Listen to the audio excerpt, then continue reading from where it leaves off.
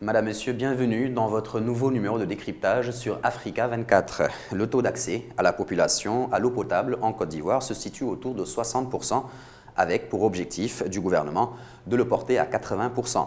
À Abidjan, la capitale économique du pays, le gouvernement a investi depuis 2015 environ 450 milliards de francs CFA pour équilibrer la production et la demande à 650 000 mètres cubes par jour. Quel est l'état des lieux? Quels sont les besoins des populations? Pour en parler, nous recevons Laurent Tchakba. Il est le ministre de l'Hydraulique en Côte d'Ivoire. Le gouvernement a lancé un programme de mise en service et de réhabilitation de châteaux d'eau dans plusieurs régions. Cela nous amène à vous demander quelle est la situation de l'eau potable en Côte d'Ivoire. La situation de l'eau potable en Côte d'Ivoire a commencé à rencontrer des difficultés depuis 1999. Mais à l'avènement de la crise que nous avons connue en 2002, cette situation s'est aggravée. Et compte tenu du fait que la crise a duré 10 ans, durant cette période, rien n'a été fait pour ce secteur. Donc, par voie de conséquence, la situation s'est dégradée, je dirais, dangereusement. Heureusement, à l'arrivée du président Alassane Ouattara aux affaires en 2010-2011, dès qu'un rapport lui a été fait, il a donné des instructions pour que les investissements soient réalisés pour rattraper le retard. Et le retard, quand je prends la ville d'Abidjan, notre production était de 350 000 m3 jour, alors que la demande était de 600 000 m3 jour. Donc un déficit de pratiquement, je dirais, 50 à 80%. Devant une telle situation, il fallait réagir rapidement. En 2015, nous avons atteint l'équilibre, mais aujourd'hui, avec l'extension de la ville d'Abidjan qui s'étale, les besoins nouveaux se sont créés et aujourd'hui, les besoins sont à un niveau de 750 000 m3 jour, alors que la production n'avoisine que 700 000 m3. Donc la desserte en eau potable dans notre pays, et particulièrement dans la ville d'Abidjan, qui est vraiment à 80% la ville qui consomme l'eau potable. Nous sommes donc à près de 80% de desserte au niveau national. Mais le président de la République nous a instruit d'aller jusqu'à 95% d'ici à l'horizon 2020. Pouvez-vous revenir sur ce que fait l'État pour avoir une solution pérenne aux problèmes d'eau en Côte d'Ivoire? Dans le monde rural, la stratégie qui a été utilisée pour donner de l'eau potable aux populations depuis 1973, c'est d'utiliser les pompes à motricité humaine. Nous avons un parc de 23 000 pompes à motricité humaine, mais malheureusement, lorsque nous sommes sortis de la crise, le diagnostic que nous avons fait, il y a 21 000 pompes qui souffraient, n'est-ce pas, de réhabilitation, de changement. Donc l'État continue de pouvoir produire et mettre en place des pompes. C'est ainsi que dans le cadre de 3 projets en perspective, de 3 projets structurants, nous avons l'eau pour tous qui va nous permettre d'avoir 12 000 pompes en perspective. Et ces 12 000 pompes vont venir donner un coup de fouet aux 23 000 pompes pour pouvoir soutenir le monde rural.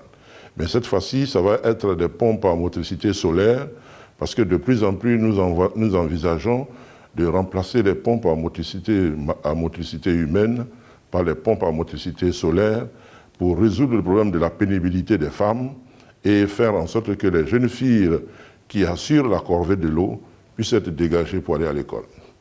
Dans le milieu semi-urbain, nous avons effectivement des localités, des grosses localités de 5 000 à 10 000 habitants, de 4 000 à 6 000 habitants, mais qui ne sont pas classées sous préfecture où il y a effectivement de gros problèmes d'eau.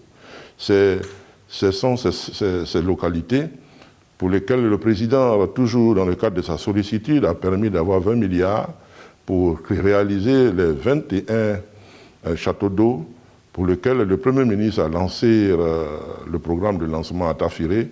Le secteur urbain, la Côte d'Ivoire, depuis 1959, a un système d'adduction en eau performant, mais la population qui grandit dans les grandes villes fait que ce système connaît une insuffisance. Donc, nous avons prévu, dans le cadre, n'est-ce pas, de notre programme de soutien, à financer un renforcement des capacités de ce système urbain en hauteur de 212 localités pour pouvoir permettre au milieu urbain d'être suffisamment outillé pour donner de l'eau potable aux populations. Pour insister sur le programme Eau pour tous, au-delà de la construction des châteaux d'eau, les canalisations vont-elles suivre pour pouvoir alimenter effectivement tous les ménages? Un système d'adduction en eau potable n'est fonctionnel que lorsque tous les...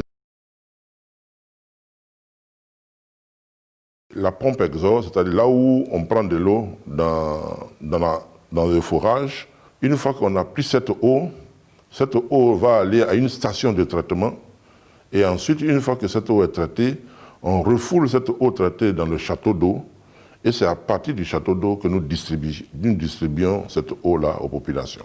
Mais pour pouvoir distribuer cette eau aux populations, dans chaque ville, nous faisons un réseau maillé, c'est-à-dire dans tous les quartiers, conformément au plan de lotissement, nous faisons les canalisations. Et c'est dans ces canalisations-là que nous mettons sous pression de l'eau pour pouvoir permettre aux populations de les avoir chez eux à domicile. Avant de terminer, nous ne sommes pas loin d'octobre 2020. Ce programme n'est-il pas mis en œuvre juste pour faire gagner le RHDP, Rassemblement des oufouettistes pour la démocratie et la paix, dont vous êtes l'un des barons? Lorsque vous avez été élu en 2015, vous avez dit que vous allez mettre en œuvre un programme. Il est bon que vous soyez éloquent pour dire à la population que vous avez prévu faire cela en 2015, vous l'avez réellement fait. Mais ça c'est sans démagogie. En conclusion, quel est le message que vous voulez qu'on retienne ou la vision que vous voulez faire partager? Je voudrais aussi dire aux populations que l'eau, c'est la vie et que tous, autant que nous sommes, nous devons avoir le comportement de l'eau. Vous voyez, l'eau, c'est une denrée qui permet la vie. C'est une denrée qui permet la propreté. C'est le meilleur médicament qu'on puisse trouver sur la terre, l'eau potable. Je conseille, quand on est fatigué, quand on est énervé, je conseille aux populations d'aller prendre un bon bain froid. Ça va les réveiller, ça va les requinquer, ils seront en bonne santé. Je vous remercie.